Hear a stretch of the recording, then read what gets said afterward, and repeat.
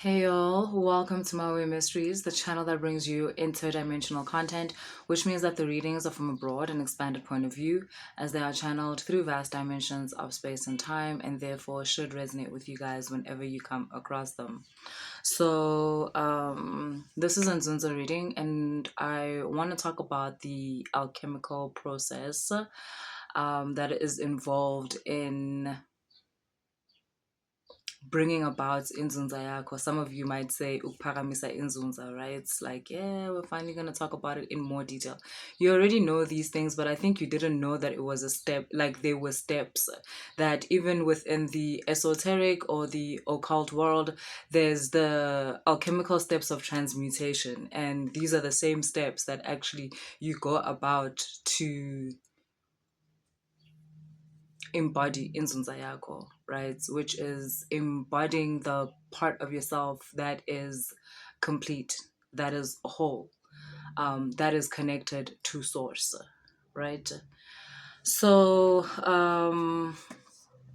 these stages actually have specific names, but I'm not going to call them by the names. I'll probably just write them here so that you know what you saw. But I think it would do better for me to actually like describe them, type of thing. And also, I'll say this again, but I want to start by saying it now that you don't actually go through these steps like in a linear fashion. It's very multidimensional, which means to say that you kind of experience all the steps. Like at a certain point in time, just different levels of the steps. The steps themselves come with different levels of consciousness. So depending on what level you are vibrating at, you will go through that particular step at that certain level. You understand what I'm saying? So Gugani, it's not a thing where you're like, okay, I'm going to sit for 7 years because it's 7 steps. I'm going to sit for 7 years and then I go through the steps. So there's layers, like, yeah, type of thing, right? So how the alchemical process of transmutation actually starts by your dark night of the soul. Your dark night of the soul, for those of you that don't know, is basically brought about by the big tower that happens in your life that like shocks you. It can be a divorce, it can be a breakup, it can be a loss of a job, it can be a loss of something that you feel like you need for stability, like that type of thing. It's the thing that completely rocks your world, like type of thing. And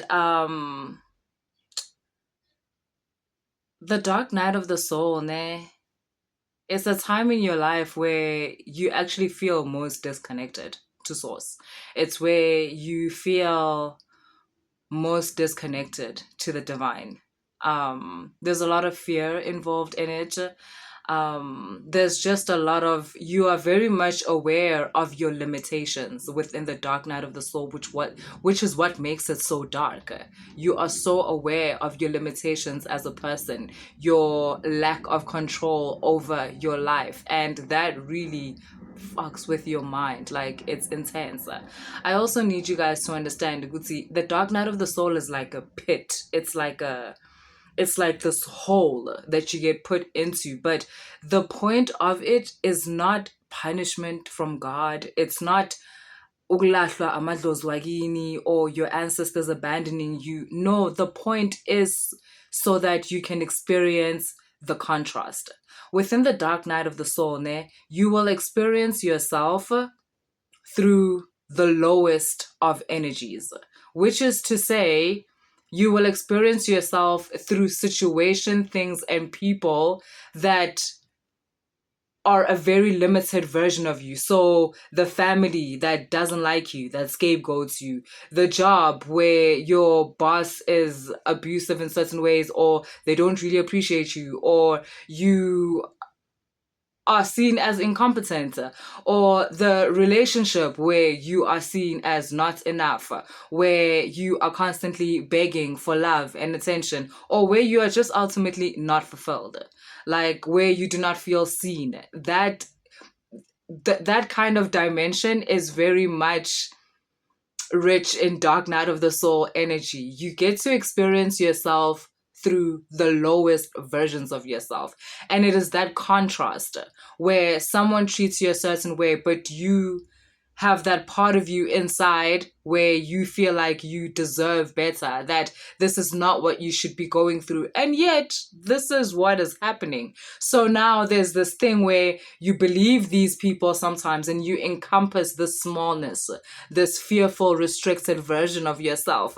And then bye-bye, you wake up, you're like, no, fuck this, this isn't me. And then the next day, once again, someone else puts their foot on your neck and you believe it. You succumb to the oppression. You succumb to the dominance of things that seem bigger than you. But ultimately, it's because you've now thought of yourself as so small, as so limited. And it's that contrast, that inner war, that back and forth of they're right about me. No, fuck them. They don't know anything about me. This is not who I am. No, they're right about me. And I should do everything in my power to at least make them accept me as I am, because who else is going to love me in this position? You see, this constant back and forth and so forth, that is ultimately the dark night of the soul. And that contrast is there, that war is there to help you see yourself for who you really are. The point of that whole thing is for you to realize that however these people or these circumstances are relating yourself to you, it's not the whole truth. It's not the whole truth. Like, yes, you may have lied yesterday and manipulated that person, but it's not who you are as a whole. It's not who you are completely. And now, having a different perspectives of things, you realize it's actually not who you want to be, right? At all. And now we move to like the next phase of this process. So we start with the dark night of the soul, and then you then go into this part where your emotions start to, like, basically it's the water phase. Like, your emotions start to swallow you. You start to feel things deeper than you ever have, because the dark night of the soul is what breaks you. It's what breaks your barriers so that the water starts flooding in. The dark night of the soul breaks the part of you that was keeping the water out. This idea that you had about yourself that is now being broken because that was taken away. So if your identity was in your marriage, poof. If your identity was in this relationship, poof. If your identity was in job, was in a certain amount of money, was in a certain car, was in a certain person thinking about you in a certain way, poof. And basically now all these emotions come in and you are put in a position where you have to process all of these emotions. And yeah, guys, lila ungabethwanga. That's this part of the alchemical process. Lila ungabethwanga san boom. You know, when Xhosa people say ubom san zawulila ungabethwanga. Yeah, it's this part. This is this part. You begin to see things in a much clearer way, whereas before you used to blame certain people for the positions that they had put you in, and that's why you had suffered. But in this part of the process, you get to see a more holistic perspective of a situation where you understand that that person is also dealing from a place of fear, from a place of restriction. Whatever you are angry at your mom at because, hey, they're a narcissist, whatever, yeah, their parent was also a narcissist. Like, they were where you are. You are the scapegoat now. The reason why your mom or your dad or your uncle knows how to do that to you is because it was done to them. You begin to understand that. You begin to understand deeper levels of emotions. And then you get the next phase where you start to cut out, or you start to shape, you start to mold, you start to be like, okay, cool, like in a place of conception, right? In a place that is not yet a place of matter. You start to say, I don't want this, I don't want this, I don't want this. Or you start to say, this is not me, this is not me. Like, you begin to you begin to move closer to your own natural template. You begin to vibrate more with your authentic self, with your pure self. I mean, you're still on the outskirts, but you're starting to catch glimpses. Those downloads that are coming from source from within, from Inzunza, there's now they're catching you, properly. You're no longer just distracted by being seen in a certain way, but now you're starting to get a vision of who you actually want to be, like for real, not just like how it's seen, or whatever. And then you start the journey. The next phase is where you start the journey of putting yourself back together. Um, where you start healing about certain things. You start accepting things for the way they are. You start accepting that which you are not. You start kind of like this is not the stage where you start to like who you are, but it starts to come in where you realize you could like who you are. You do have a chance to enjoy life when you start to again more and more realize that this person is maybe not for you, this situation is maybe not for you, and you are more getting into what is for me. So the previous stage was cutting out and saying this is not for me, but in this stage you start to look through, you start to make your life like a vision board, like your imagination, like a vision board. You start to fill in the grid with how you could be. Um, and then you start to see the world anew, like in a new way, because obviously you've gone through this huge flood moment. You went through all these emotions. You started cutting out like certain ways of feeling, ways of thinking, certain thought patterns. And then, you started the foundation of building like a new version of yourself. So ultimately you start to see things a different way because you're not the same person that you were before. So you start to see things in a new way. You realize that your awareness has changed. You have more compassion for yourself, firstly, and for others, obviously, ultimately. You have a deeper understanding of the human condition in general and how it affects others, and how even someone that you thought like "Lo muntu lo ukhohlakele, they are evil," like so forth, you realize it's not so much that this person is just traumas and they haven't dealt with their trauma and they're channeling their trauma through hurting me. And you also start to understand that doesn't mean that you should stay, that doesn't mean that you should take it. The next stage is that you start to refine yourself. Now that design of who you want to be becomes even smoother. You are here, fam. You are chiseling. You are a mason. That's what you are. Like, you are gaining higher knowledge now. It's no longer even just about the physical material world now. Like, now it's literally about downloads that you're getting from Nzunza about a state of being, about that thing I told you guys about love being a state of being and more than an emotion. Yeah, it's things like that. Now you're getting the higher knowledge, things like virtue. You're finding out that this thing of being able to feel another person's energy is not a talent, or it's not really like anything. It's not like that. We can all do it. You just needed to trim the fat in your life so that you can function more at your natural like level, and then you realize all these things that a human being can do, and you decide like you start to realize all these things that you are able to do, and which ones do you want to be close to. You start to refine yourself. You start to decide like, okay, would I rather be seen as nice, or is being good enough? um, um and yeah, until, yeah, to be honest, that part, the refining yourself is quite a big stage. At this point, you and Nzunza are like, yeah, because it's also able to now speak through you.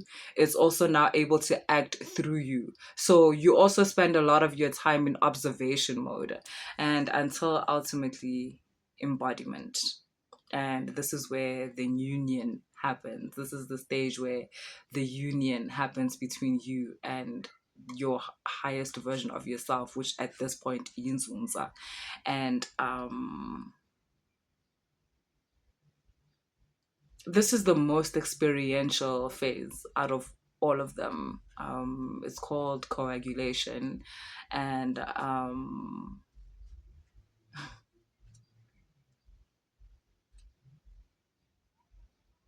you've reached a level of yourself where nature calls you by name. I know that was very like metaphorical. I don't know how to put it any other way. Where you understand, Guti, there is where you understand your, should I say your rights, for lack of better words, but you understand your birthright, um, as a person who is here on this earth, in this universe. Um, you understand that nature caters to your unique templates, and there was never a reason for you to be like anybody else. There was never a reason for you to submit to another generic template out of fear of not being loved or being left out or feeling abandoned. You understand that you were never abandoned. Your unique template is catered for by nature. Okay, cool. And those are the 7 steps of alchemical transmutation, which are the steps that you go through um, when you are in the process of uphakamisa inzunza, aka the embodiment of inzunza, which is ultimately you embodying one of the highest versions of yourself, one that is high functioning because it functions from a point of wholeness. It is nourished by source and not by the external environment. Therefore, its power cannot run out. Its source of power cannot run out. It doesn't need to go out there and beg for attention or be liked. It doesn't actually even need to be seen, because that is just a nice to have. It's because, like, hello, I mean, why not? That is my birthright. But it doesn't use being seen as a source of nourishment. No, it is nourished from source. Okay, cool. Let me pull some cards for you on this beautiful Sunday, and we can close it in. Yeah, so yes. So this message is Yazini, guys, for real. Nzunza energy. This message is coming to you, Vele, from like your high council. I guess that's what they're coming across as now these days. I used to say your ancestors, I used to say your spirit team. Now they want to be called your high council in terms of your spiritual energy that is manifesting as a high council of beings that are basically um how do I say, in charge of your path and in charge of sending the help that you need, the guidance you need. This is the council that decides when you enter the dark night of the soul, when you enter the next phase, when you are now done with this phase.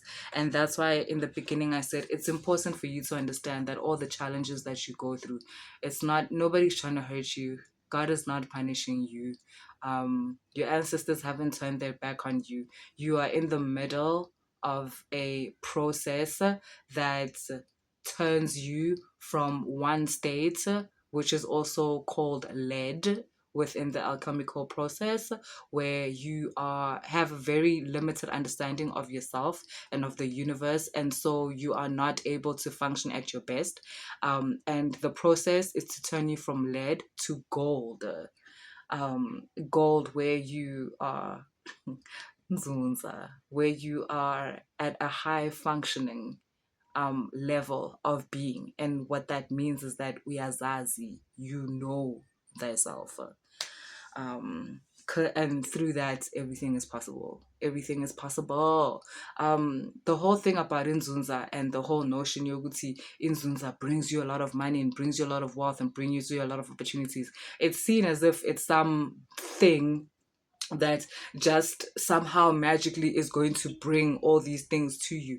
Not understanding, good to know it is the embodiment of this energy that allows you to be at a certain frequency where you are able to attract ultimately anything that you desire.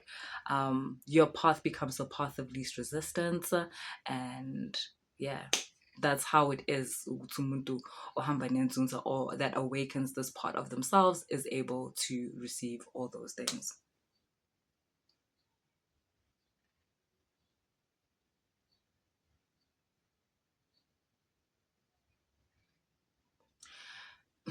Yes, this path is not easy, but it's important to know that you're not alone, that you are loved, and that is why you are going through this path. And also that this union, this embodiment is your highest calling. You think you desire other things, but this embodiment is what you desire more. This is what you yearn for. You yearn for yourself. The reason why there's that void inside of you is because you are functioning from this bit of yourself, and you yearn, you long to connect to the more complete version of yourself. So yeah, that's what I have for you guys. If the reading resonated, please like, share, and subscribe. And if you want to book a personal reading, all the information is in the description box. Later, guys.